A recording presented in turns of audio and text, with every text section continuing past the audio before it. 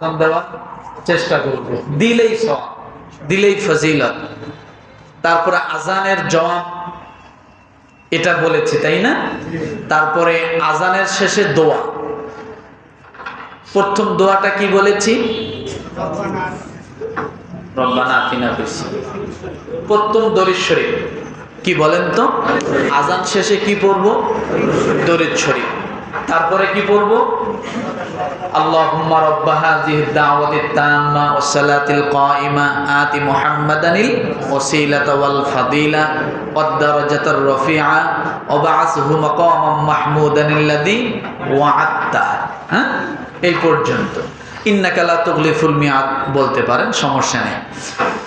তো যদি কোনো মানুষ এটা পড়ে, অথবা লা ইলাহা ইল্লাল্লাহু ওয়াহদাহু লা শারীকা লাহু এটা যদি পাঠ করে, বা আশহাদু আল্লা ইলাহা ইল্লাল্লাহু ওয়াহদাহু আশহাদু আন্না মুহাম্মাদান আবদুহু ওয়া রাসূলুহু এটাও যদি পাঠ করে, তো রাসূল সাল্লাল্লাহু আলাইহি ওয়াসাল্লাম বলেছেন তার জন্য 8টা জান্নাতের দরজা খোলা যাবে। কোনো মানুষ যদি 12 বছর আযান দেয় তার জন্য জান্নাত কি হয়? অবধারিত হয়ে যায়, রাসূল সাল্লাল্লাহু আলাইহি ওয়াসাল্লামের কথা। তাহলে আমরা এই আমলটা করার চেষ্টা করব তো ইনশাআল্লাহ। যখন আযান হয় আমরা গল্প করব না, কথা বলবো না, দুনিয়াবি কথা বলবো না, তখন আযানের জবাবগুলো দিব। কি দিব? আযানের জবাব। আসুন, সময় কম, সময় বেশি একটা পাই না।